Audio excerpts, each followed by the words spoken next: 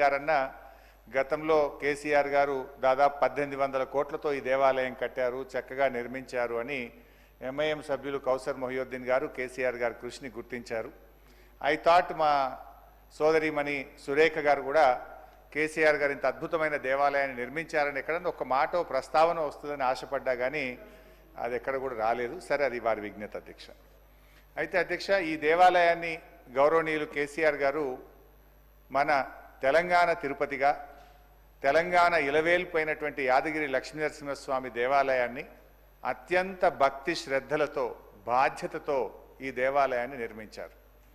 సరే, మనం చూస్తున్నాం ఈ దేశంలో కొంతమంది రాజకీయాల కోసం దేవుణ్ణి ఉపయోగించుకుంటుంటారు. కానీ కేసీఆర్ గారు ఎక్కడ కూడా దీన్ని రాజకీయం కోసమో ప్రచారం కోసం ఎక్కడ కూడా ప్రయత్నం చేయలేదు. బాధ్యతతో భక్తితో ఈ దేవాలయాన్ని అభివృద్ధి చేసినటువంటి విషయాన్ని మనందరం కూడా గుర్తించాల్సిన అవసరం ఉంది.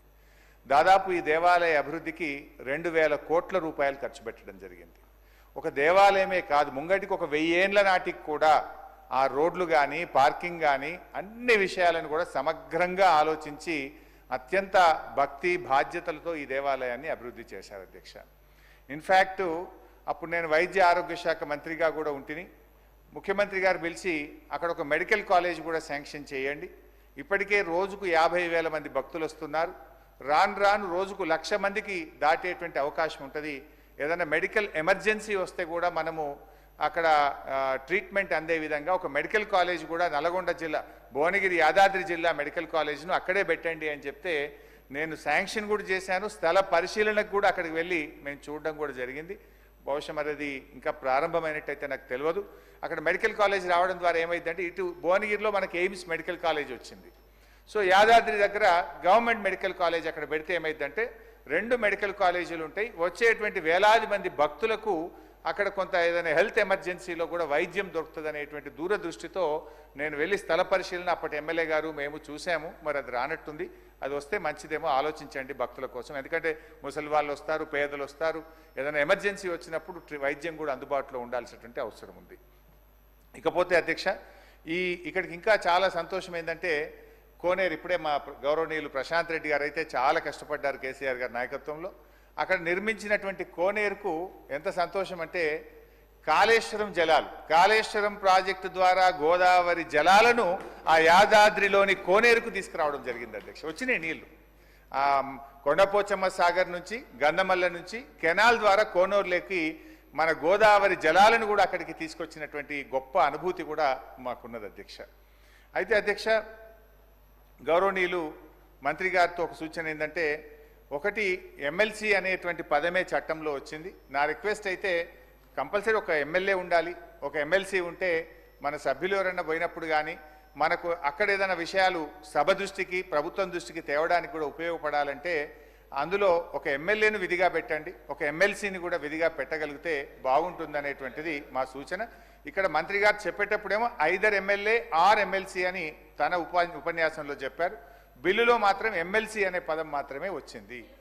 సో నా రిక్వెస్ట్ అయితే 2 ఉండాలని, ఎమ్మెల్యే గారు ఉండాలి, ఎమ్మెల్సీ గారిని కూడా ఇందులో పెట్టగలిగితే బాగుంటుంది.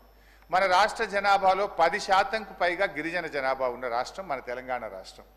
ఆంధ్రప్రదేశ్లో 6% ఉన్న తెలంగాణలో ఆల్మోస్ట్ 11-12% గిరిజనులు ఉంటారు.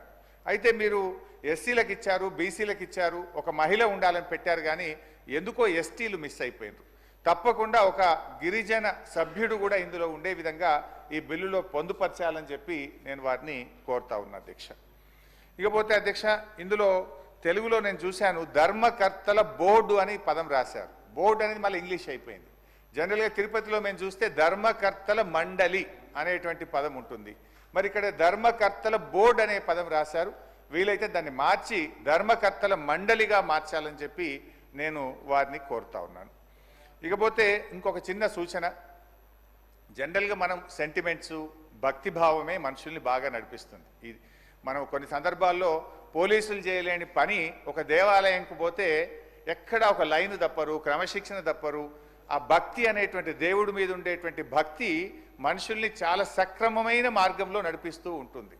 అప్పుడప్పుడు మనం చూస్తూ ఉంటాం, అంటే పత్రికల్లో దొంగలు పడ్డారు కానీ దేవుణ్ణి మాత్రం ఏం ముట్టుకోలేదు, అక్కడ ఉన్నాయి కూడా టచ్ చేయకుండా పోయిండ్రు అంటారు. అంటే అంత నమ్మకం విశ్వాసం అనేటువంటిది ప్రజల్లో ఉంటూ ఉంది. ఇక్కడ నా సూచన ఏంటంటే జనరల్గా తిరుపతిలో మీరు చాలా వరకు తిరుమల తిరుపతిని ఫాలో అయినవని చెప్తూ వచ్చారు. తిరుపతిలో అక్కడ ఈవో కానీ జేఈఓ యొక్క జీతాలు తిరుమల తిరుపతి దేవస్థానం నుంచే ఇస్తారు. అంటే ఆ హుండీ డబ్బులు, భక్తులు ఇచ్చిన డబ్బులు, దేవుని సొమ్ము నుంచి జీతం తీసుకుంటున్నామంటే ఏమవుతుంది? అరే ఇది దేవుని సొమ్ము తింటున్నాము, నిజాయితీగా పనిచేయాలి, జాగ్రత్తగా పనిచేయాలనేటువంటి భక్తిభావం ఉంటుంది, బాధ్యత ఎక్కువగా ఉంటుంది. ఈ బిల్లులో మీరు అది పెట్టలేదు. ఆ తిరుమల తిరుపతిలో ఈవో జేఈఓలకు ఎట్లయితే ఆ దేవస్థానం డబ్బులు, హుండీ డబ్బుల నుంచి జీతం ఇస్తున్నామో ఇక్కడ కూడా హుండీ డబ్బుల నుంచి, దేవాలయ డబ్బుల నుంచి జీతం ఇచ్చినట్టయితే, జీతం పెద్ద ముచ్చట కాదు. ఈ దేవాలయం ఇప్పటికే 250 కోట్ల రూపాయల ఆదాయం వస్తున్నది. ఇద్దరు ఉద్యోగులకు ఇచ్చి ఇప్పుడు మన దగ్గర ఉంటున్నటువంటిది ఒకటి ఈవో, రెండవది మీరు ఎఫ్ఏ అండ్ సిఏఓ అంటే చీఫ్ అకౌంట్స్ ఆఫీసర్, ఇద్దరు బయట నుంచి ఉద్యోగులు పనిచేస్తున్నారు. ఇద్దరు బయట నుంచి ఉద్యోగులు, మిగతా వాళ్ళంతా టెంపుల్ ఉద్యోగులు. తిరుమల తిరుపతిలో ఎట్లయితే ఈవో జేఈఓకు దేవాలయం నుంచి జీతం ఇస్తున్నామో ఇక్కడ కూడా EO and FA and CAO కూడా మీరు దేవాలయ డబ్బుల నుంచి జీతం ఇస్తే భయము, భక్తి, ఆ సెంటిమెంట్ ఉంటుంది కనుక బాధ్యతతో పనిచేస్తారనేటువంటిది నా సూచన.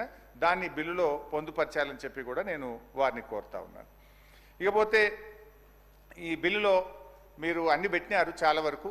జీర్ణ దేవాలయాల పునరుద్ధరణకు కూడా ఈ దేవాలయంకి వచ్చే ఆదాయం నుంచి ఖర్చు పెట్టడానికి తిరుపతిలో ఒక ట్రస్ట్ పెట్టుంటారు. ఇక్కడ కూడా యాక్చువల్గా అన్నదానం ట్రస్ట్ ఉంది, కానీ ప్రచారం ఇంకెక్కువ జరిగితే చాలామంది భక్తులు డబ్బులు ఇవ్వడానికి రెడీగా ఉంటారు. దానికి కూడా ఒక ట్రస్ట్ ఏర్పాటు చేసి ఈ దేవాలయం నుంచి వచ్చే ఆదాయం ద్వారా, ఆ ట్రస్ట్ ద్వారా ఈ రాష్ట్రంలోని జీర్ణ దేవాలయాల పునరుద్ధరణకు కూడా మరి వెసులుబాటు కల్పించే విధంగా ఈ బిల్లులో ప్రవేశపెట్టాలని కోరుతా ఉన్నాను. మంత్రి గారు ఈ బిల్లులో ఏమన్నారంటే 100 కోట్ల రూపాయల పైగా ఉన్నటువంటి ఆదాయం ఉన్నటువంటి దేవాలయాలకు ఈ ట్రస్ట్ బోర్డు ఏర్పాటు చేసే వెసులుబాటు కల్పించాము అని చెప్పారు. అయితే 100 కోట్లకు పైగా ఇప్పటికే మన తెలంగాణ కాశీగా మనం దక్షిణ కాశీగా పేరుగాంచినటువంటి వేములవాడలో కూడా 127 కోట్లకు పైగా ఆదాయం వస్తూ ఉంది. సో ఎట్లయితే ఈరోజు యాదగిరిగుట్ట లక్ష్మీనరసింహస్వామికి బోర్డు ఏర్పాటు చేస్తున్నామో 100 కోట్లు దాటి 127 కోట్ల రూపాయల ఆదాయం వస్తున్నటువంటి వేములవాడ టెంపుల్కు కూడా మీరు వెంటనే ట్రస్ట్ బోర్డు ఏర్పాటు చేయాలని చెప్పి మేము కోరుతా ఉన్నాం. ఎందుకంటే 100 కోట్లు దాటితే ఏర్పాటు చేయొచ్చని మనం ఈ చట్టంలోనే ఈరోజు పొందుపరిచాం. ఆల్రెడీ మనకు 100 కోట్లు దాటినటువంటి దేవాలయం వేములవాడ ఉంది. సో దానికి కూడా ఈ తరహాలో ట్రస్ట్ బోర్డు ఏర్పాటు చేయాలని చెప్పి నేను మీ ద్వారా గౌరవ మంత్రి గారిని కోరుతా ఉన్నాం. ఈరోజు ఈ దేవాలయం ఇంత అద్భుతంగా అభివృద్ధి జరిగిందంటే సరే మాకు మేము చెప్పుకోవాల్సిన అవసరం లేదు అధ్యక్ష. కేసీఆర్ గారు చేసిన అభివృద్ధికి ఇవాళ ఆ దేవాలయానికి పెరిగిన భక్తుల సంఖ్య, పెరిగిన ఆదాయమే బీఆర్ఎస్ ప్రభుత్వం కేసీఆర్ గారు చేసిన కృషికి నిదర్శనమని చెప్పుకోవచ్చు అధ్యక్ష. దాదాపు రోజు 50,000 మంది భక్తులు వస్తున్నారు. దాదాపు 250 కోట్ల ఆదాయం ప్రతి సంవత్సరం ఆ దేవాలయానికి వస్తుంది. అంతకుముందు దేవాలయం అభివృద్ధి జరగకముందు ఎంత వచ్చింది, ఈ రోజు ఎంత వచ్చింది అనేటువంటిది మీరు ఒకసారి పరిశీలిస్తే మా ప్రభుత్వం మరి ఎంత చిత్తశుద్ధితో ఈ దేవాలయాన్ని అభివృద్ధి చేసిందో మనం కొత్తగా చెప్పుకోవాల్సినటువంటి అవసరం లేదు. బీఆర్ఎస్ ప్రభుత్వంలో ప్రభుత్వ ఆలయాలకు మేము పూర్వ వైభవం తెచ్చాం, పురోగమనం వైపు తీసుకుపోయాం అధ్యక్ష.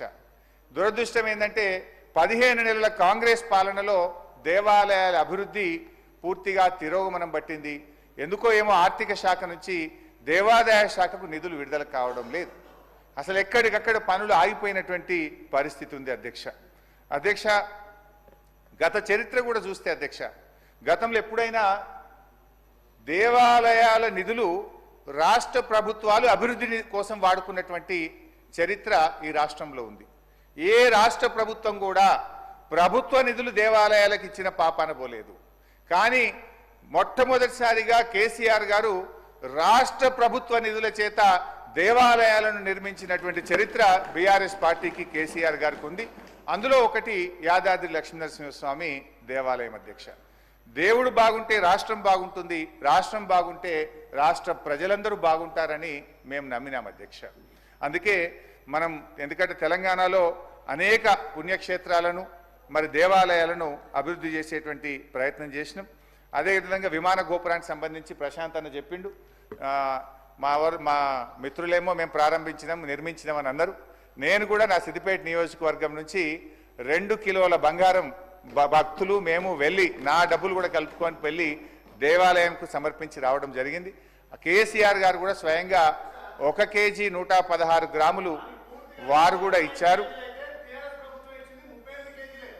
అధ్యక్ష, మేము సొంత డబ్బులు ఇచ్చినాము. నేను మాట్లాడినాక నువ్వు మాట్లాడు. అట్లా కాదు విప్పు గారు, నువ్వు మాట్లాడు, నేను వద్దంటలేను. సరే బై 2000 కోట్లు కూడా నువ్వే ఇచ్చినావు, గుడి కూడా నువ్వే కట్టించినావు, అంత నీ పుణ్యమే తీయరాదు. దేవుడు లక్ష్మీనరసింహ స్వామి పైకెళ్ళి చూస్తుండు, ఎవరి నిజాయితీ ఏందనేది ఆ దేవుడు చూసుకుంటాడు. దేవుడు చూసుకుంటాడులే, దేవుడు చూస్తాడులే. మరి అది కూడా 50 ఏళ్ళు కాంగ్రెసే పాలించింది రాష్ట్రాన్ని, ఎందుకు చేయలేదు? 50 ఏళ్ళు పాలిస్తే ఎందుకు చేయలేదు? అధ్యక్ష, ఇకపోతే రాష్ట్రంలో అధ్యక్ష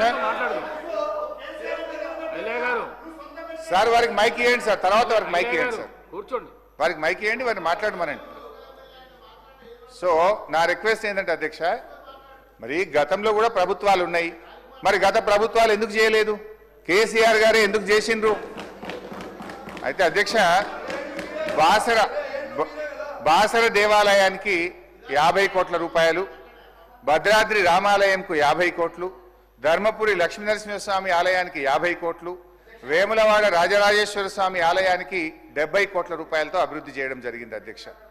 అదేవిధంగా అధ్యక్ష, కాళేశ్వరం ముక్తేశ్వర స్వామి ఆలయానికి 30 కోట్లు, కొండగొట్టు ఆంజనేయ స్వామి దేవాలయానికి 600 కోట్లతో ఈ రెండు మాత్రం అభివృద్ధికి ప్రణాళికలు చేసినాం. దయచేసి దాన్ని ముందుకు తీసుకుపోవాలని గౌరవ మంత్రి గారిని నేను ఈ ప్రభుత్వాన్ని కోరుతా ఉన్నాను అధ్యక్ష. అధ్యక్ష, ఈరోజు కామన్ గుడ్ ఫండ్ కింద కూడా చాలా దేవాలయాలు అభివృద్ధి చేయడం జరిగింది. ప్రతి సంవత్సరం తక్కువ 50 కోట్ల రూపాయలు ఈ గ్రామీణ ప్రాంతంలో ఉండేటువంటి దేవాలయాల అభివృద్ధికి బడ్జెట్ నుంచి మేము నిధులు ఇచ్చాం. Every year not less than around 50 crores ఇచ్చేవాళ్ళం. అయితే ఈ 15 monthsలో ₹1 కూడా విడుదలైతలేదు. మరి గతంలో CGFలో శాంక్షన్ అయినటువంటి టెంపుల్స్ను డెవలప్ చేయడానికి కూడా ప్రయత్నం చేయాలి, వాటికి టెండర్లు పిలవాలి, ఆ పనులను ముందుకు తీసుకొని పోవాలని చెప్పి మీ ద్వారా నేను గౌరవ మంత్రి గారిని కోరుతా ఉన్నా. ఇకపోతే అధ్యక్ష, నేనేమి చెప్పే దాంట్లో డీవియేషన్ ఉంటే తప్పు ఉంటే మంత్రి గారు సమాధానం చెప్పమనండి. నేను మంచి అన్న బిల్లు బాగా రూపొందించిండ్రు, నేను అధికారులను మంత్రి గారిని అభినందించిన, మాకు ఆ ఫెయిర్నెస్ ఉంది, మీకుంటే మీ విజ్ఞత. అధ్యక్ష, ఇకపోతే ఉద్యోగుల గురించి వాస్తవంగా చెప్పాలంటే దేవాలయ ఉద్యోగులకు గతంలో ఎప్పుడు కూడా రాష్ట్ర ప్రభుత్వం నుంచి జీతాలు ఇచ్చేవాళ్ళు కాదు. వాళ్ళకి ఏమైందంటే ఆ దేవాలయ హుండీలో డబ్బులు వస్తే వాళ్ళు జీతాలు తీసుకునే పరిస్థితి. సంవత్సరానికి ఒకసారి జాతరనో, సంవత్సరానికి ఒకసారి కళ్యాణమో ఉంటే ఆ 4-5 నెలల జీతం ఒక్కసారి పడేది వాళ్ళకి. ఒక్కొక్కసారి 3 నెలలు 4 నెలల దాకా జీతాలు రాని పరిస్థితి ఉండేది. కానీ మొట్టమొదటిసారిగా గౌరవనీయులు కేసీఆర్ గారు వారి దృష్టికి, ఎందుకంటే నాకు బాగా గుర్తు, అప్పుడు అయ్యగారులందరూ రోడ్ల మీద ధర్నాలు చేసినప్పుడు కిరణ్ కుమార్ రెడ్డి ముఖ్యమంత్రిగా ఉన్నప్పుడు కాంగ్రెస్ ప్రభుత్వంలో మాకు 010 కింద జీతాలు ఇవ్వాలని ధర్నాలు చేస్తే నేను కూడా ఆ ధర్నాల్లో పాల్గొని ఉంటుంది. తర్వాత మా ప్రభుత్వం వచ్చిన తర్వాత అధ్యక్ష, ధూపదీప వేరు, ఎండోమెంట్ ఎంప్లాయీస్ వేరు. ఎందుకంటే అర్చకో హరి సాక్షి అంటారు, ఆలయంలో ఉండే పూజారి కూడా దైవంతో సమానం. అందుకే అధ్యక్ష, మేము వారికి రాష్ట్ర ప్రభుత్వ ఖజానా నుంచి జీతాలు ఇచ్చిన ప్రభుత్వం బీఆర్ఎస్ ప్రభుత్వము. వారికి గ్రాంట్ ఇన్ ఎయిడ్ ద్వారా వేతనాలు ఇచ్చి ప్రతి నెల ఎప్పటికప్పుడు జీతాలు వచ్చేటట్టు ఈ దేవాదాయ శాఖ ఉద్యోగులకు మొట్టమొదటిసారిగా మన రాష్ట్రంలో చట్టాన్ని సవరించి వారికి మేము ఉద్యోగాలు ఇచ్చాము అధ్యక్ష. సరే, గౌరవ ముఖ్యమంత్రి గారు రేవంత్ రెడ్డి గారు కూడా మేము 1వ తారీఖే జీతాలు ఇస్తామని చెప్తున్నారు, సంతోషం.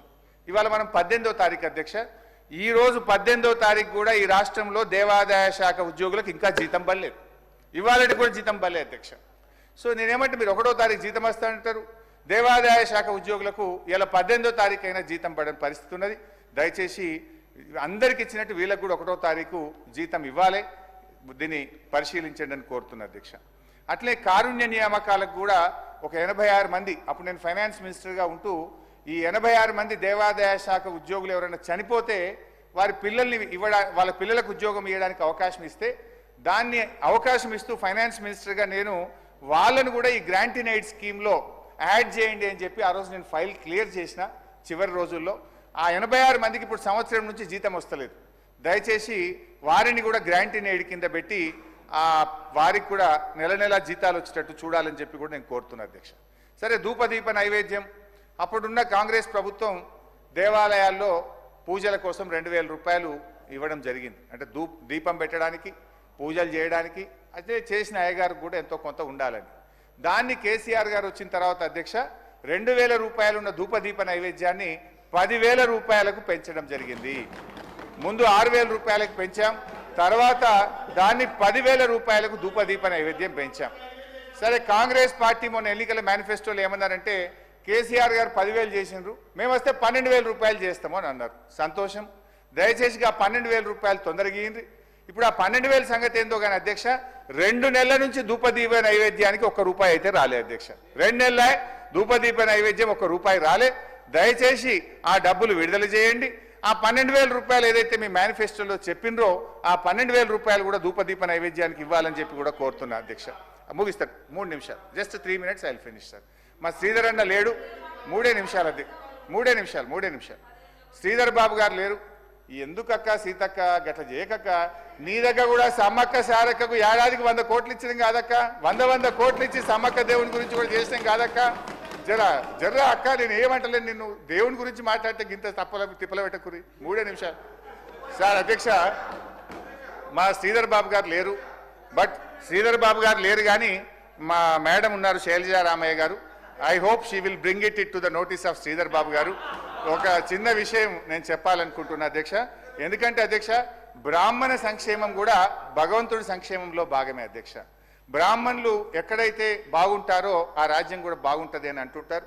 దాంట్లో భాగంగా పేద బ్రాహ్మణుల కోసం ప్రతి సంవత్సరం 100 కోట్ల రూపాయల సంక్షేమ నిధిని బీఆర్ఎస్ ప్రభుత్వం ఏర్పాటు చేసింది. బ్రాహ్మణులలో కూడా సార్ పేదోళ్ళకి పిల్లనిస్తలేరు. ఎవరు అర్చక వృత్తిలో ఉంటే పిల్లనిస్తలేరు అని చెప్పి వాళ్ళ అర్చక వృత్తిని వదులుకుంటే ఇవాళ తెలంగాణలో ఉత్తరప్రదేశ్ నుంచి అయ్యగారులు వచ్చి హిందీలో అవి మంత్రాలు చదువుతున్నారు. మా అయ్యగారులు కూడా దొరకలేరు ఇవాళ. సో అందుకే దాన్ని దృష్టిలో పెట్టుకొని రాబోయే రోజుల్లో కష్టమవుతుంది. మరి వేద విద్యను అభ్యసించే వాళ్ళు ఉండాలి, వారికి కూడా ప్రోత్సాహం ఉండాలని చెప్పి 100 కోట్ల రూపాయలతో మేము ఒక బ్రాహ్మణ సంక్షేమ నిధిని ఏర్పాటు చేయడం జరిగింది అధ్యక్ష. కానీ దురదృష్టం ఏంటంటే కాంగ్రెస్ పార్టీ అధికారంలోకి వచ్చిన తర్వాత అసలు బ్రాహ్మణ పరిషత్ ఉన్నదా లేదా, అక్కడ ₹1 కూడా విడుదల కావట్లేదు. మొత్తం కార్యక్రమాలన్నీ కూడా కుంటుపడ్డటువంటి పరిస్థితి ఉంది అధ్యక్ష. అధ్యక్ష, హైదరాబాద్లో 10 కోట్ల రూపాయలతోని అద్భుతంగా బ్రాహ్మణ సదన్ కూడా నిర్మించాం అధ్యక్ష. అదేవిధంగా రాష్ట్ర వ్యాప్తంగా కూడా సూర్యాపేట, ఖమ్మం, మదిర ఈ 3 చోట్ల కూడా బ్రాహ్మణ సదనాలు ప్రారంభమైనవి. ఈ 15 నెలల నుంచి పని ముందుకు పోతలేదు, దాన్ని కూడా పూర్తి చేయాలని చెప్పి కోరుతూ అధ్యక్ష, చివరగా అధ్యక్ష నేను కోరేది మా శైలజా రామయ్య గారు శ్రీధరణ దృష్టికి తీసుకుపోయి వారిని విన్నోవర్ అయి ఫైనాన్స్ మినిస్టర్ మీద ఒత్తిడి పెట్టి ఈ నిధులు విడుదల చేయాలి. ప్రపంచవ్యాప్తంగా ఉన్నటువంటి వాళ్ళందరూ కూడా చూస్తున్నారు. ఎందుకంటే అధ్యక్ష మనకు విదేశీ విద్యా పథకం కింద 300 మంది బ్రాహ్మణ పేద విద్యార్థులను ఎంపిక చేసి విదేశాలకు పంపినాం. మొదటి సంవత్సరం పైసలు ఇచ్చినాం, 2వ సంవత్సరం పైసలు రాక కొంతమంది వెనక్కు వస్తున్నారు, కొంతమంది చాలా ఇబ్బంది పడుతూ నాకు ఇవాళ ఫోన్ చేసింది అధ్యక్ష. ఇవాళ అసెంబ్లీలో బిల్లు వస్తుంది, జర మాట్లాడుండి, మా సురేఖ గారి దృష్టికి తీసుకుపోండి, శ్రీధర్ బాబు గారి దృష్టికి తీసుకుపోండి అని అడిగినారు. ఈ 300 మంది విద్యార్థులకు 30 కోట్ల రూపాయలు పెండింగ్ ఉంది. పేద బ్రాహ్మణ విద్యార్థులు వాళ్ళ చదువులు ఇబ్బంది కాకుండా 30 కోట్లు విడుదల చేయాలని, అదేవిధంగా బ్రాహ్మణ్ ఎంటర్ప్రెన్యూర్ స్కీమ్ కింద 497 మందికి సెలెక్ట్ అయి బెస్ట్ స్కీమ్ కింద 16 కోట్లు పెండింగ్ ఉన్నాయి, దాన్ని కూడా విడుదల చేయాలని చెప్పి నేను కోరుకుంటూ ఈ బ్రాహ్మణ పరిషత్ను కూడా పునరుద్ధరించి మరి వారిని కూడా మనం ఎంకరేజ్ చేయాలని చెప్పి కోరుతూ మరొకసారి ఈ బిల్లును మనస్ఫూర్తిగా స్వాగతిస్తూ మీ ఈ సెలవు అధ్యక్ష. అధ్యక్ష, నేను ఎక్కువ సమయం